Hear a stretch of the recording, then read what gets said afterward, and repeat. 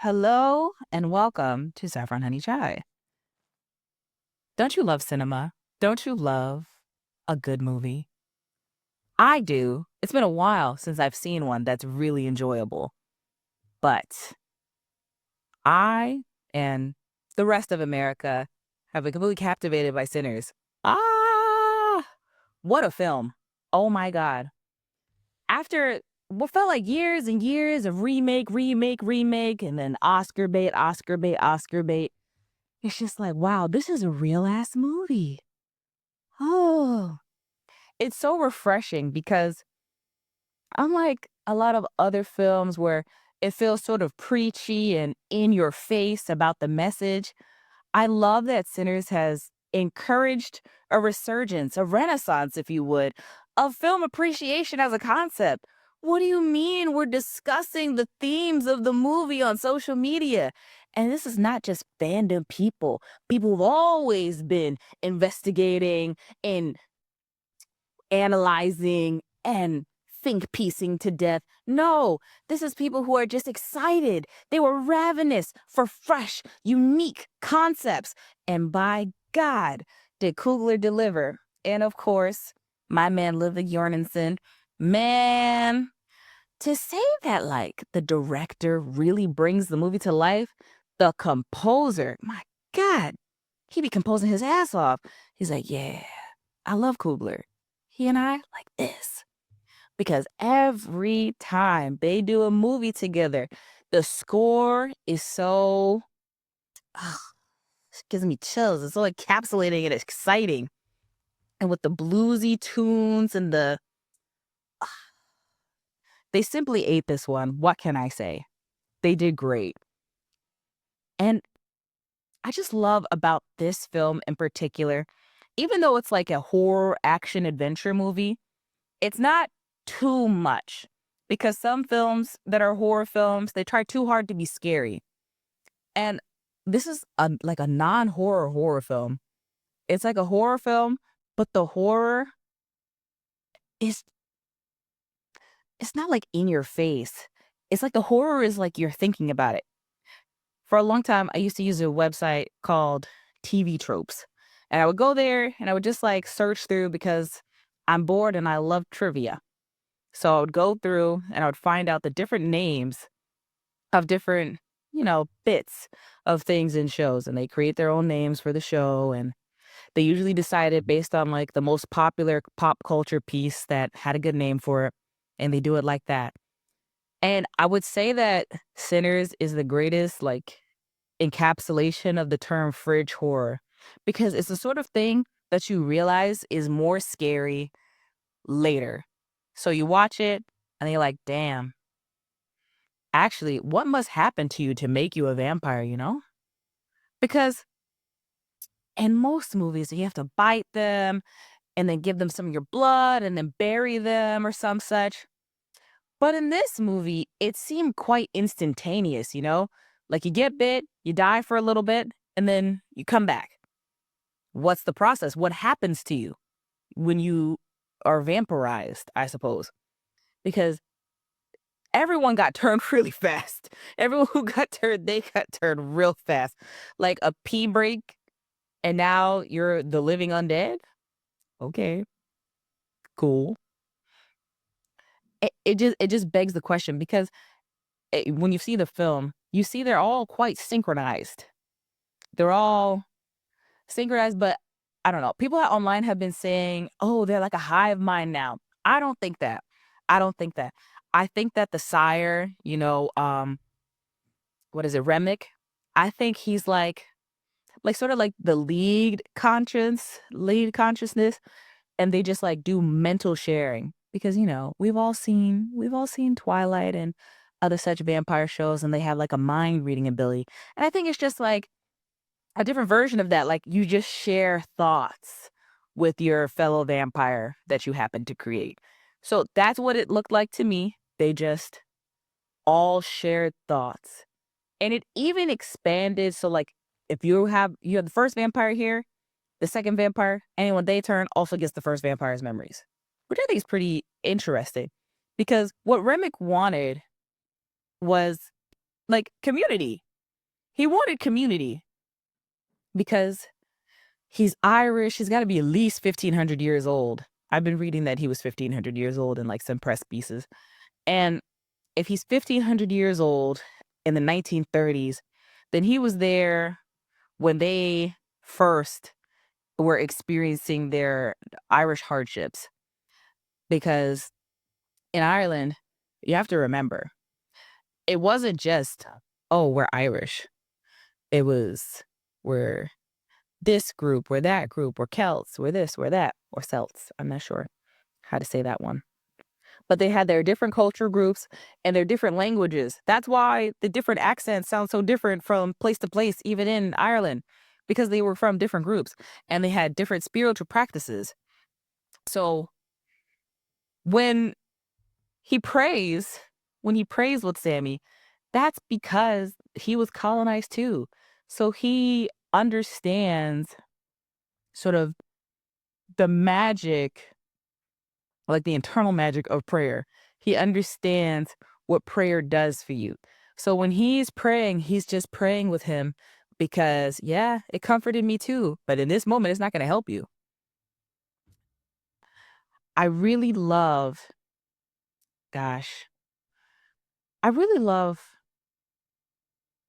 the little touches as well because the whole story is built on a family story because Stack and Smoke, they're brothers, twin brothers, that twin connection. Man, that's unbeatable. And then Sammy's their little cousin. And I don't know if you've ever been a little cousin. If you don't have like a big cousin, I'm sorry for you. Because having a older cousin, like your big cousin that you really love and you want to hang out with and gallivant with and go do this and that, his big cousins who went to war, went to be in Chicago, to be in gangs and did this and that. Even though they lived all this life and had all this experience and he was stuck in this small town with his preacher daddy, they still came back to him and wanted to spend time with him and wanted to enjoy his company and let him live out his talents. There's something so special and precious about that sort of family connection because when you're growing up, it's your parents telling you one thing, your brothers and sisters telling you another thing, your aunts and uncles telling you something else. But when you and your cousins get together, it's sort of like equal footing, especially if you guys are in a similar age range or like they're older than you, but they're not older than you and preaching at you. They're older than you and they're like, yeah, I've been through that. Anyway, let's have some fun. Let's go on a walk. Let's do this. Let's do that. And I just love how, even though everything ended the way it did, that they all got to remember as one of the most perfect nights of their life, one of the most beautiful, wonderful, amazing nights of their lives, because they had each other and they got to spend time with their family and have a good time.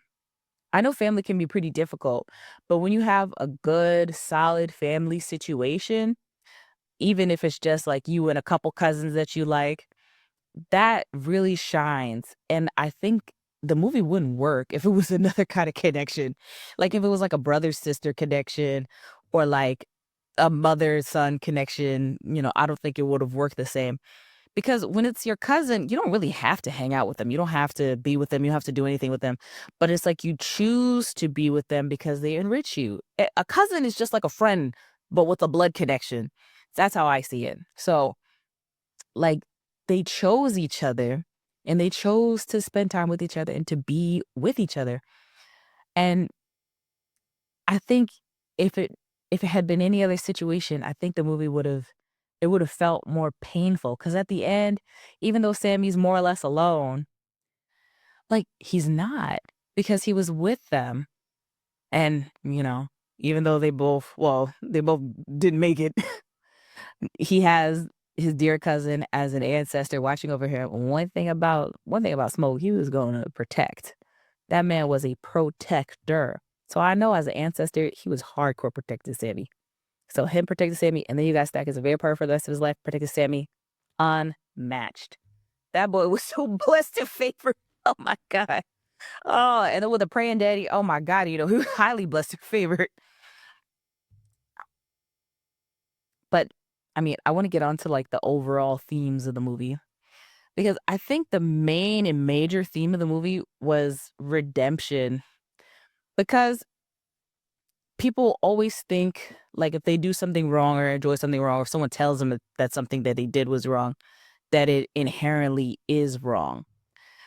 But just because someone tells you something is a sin doesn't mean it's a sin. Someone can say, "Oh, you shouldn't listen to music. You shouldn't play music. It's a great sin. It's a terrible sin. It's gonna lead you down a dark path," because that's what they were telling Sammy. That's what the preacher was telling Sammy, his father. You can't play music because the blues is the devil and this and that. But they only thought the blues was sinful and devilish because the blues was related to black people.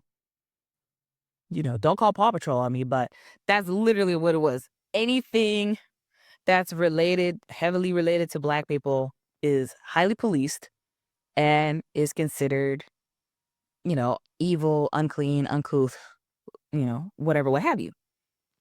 So he, as a young man with this passion for music that's not just gospel music, it's music that speaks to your soul, speaks to your spirit in another way, being told his whole life, oh, this is wrong. You shouldn't like this. You shouldn't do this. And then he's given the space to understand that not only is it not wrong, but like it's your power, it's your special ability. With that music, he was able to connect across timelines, across lifetimes, across multiple energy fields to the point where he was transcending space time with a song in his voice.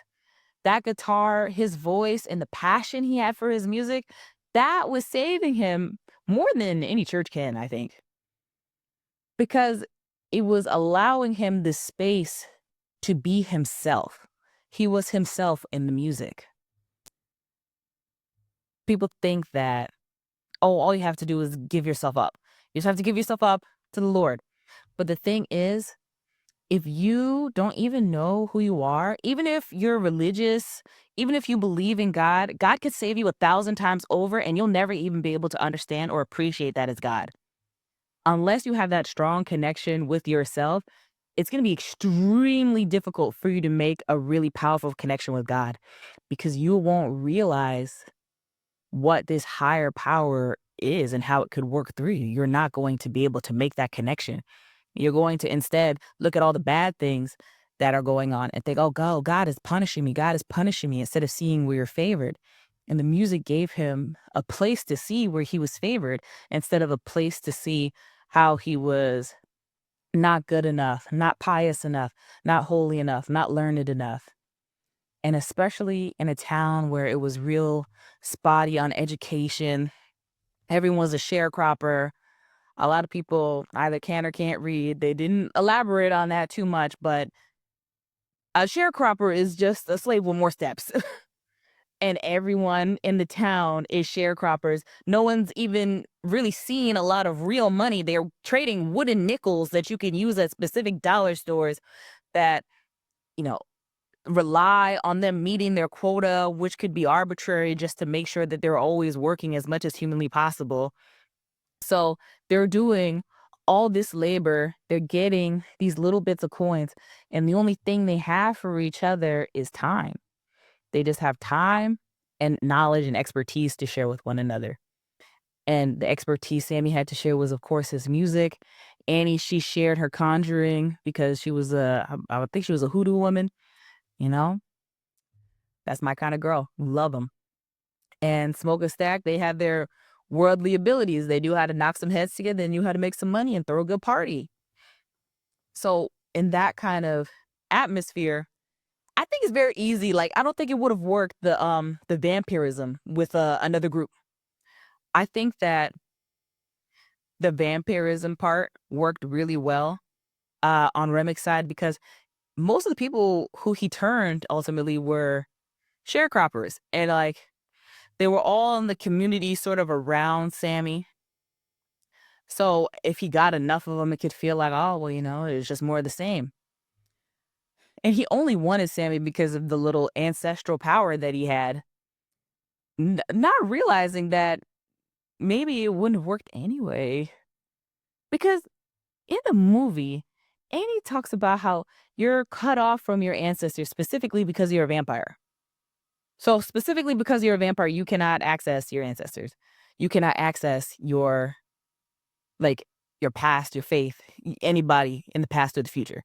You're just on Earth forever until you are killed, basically.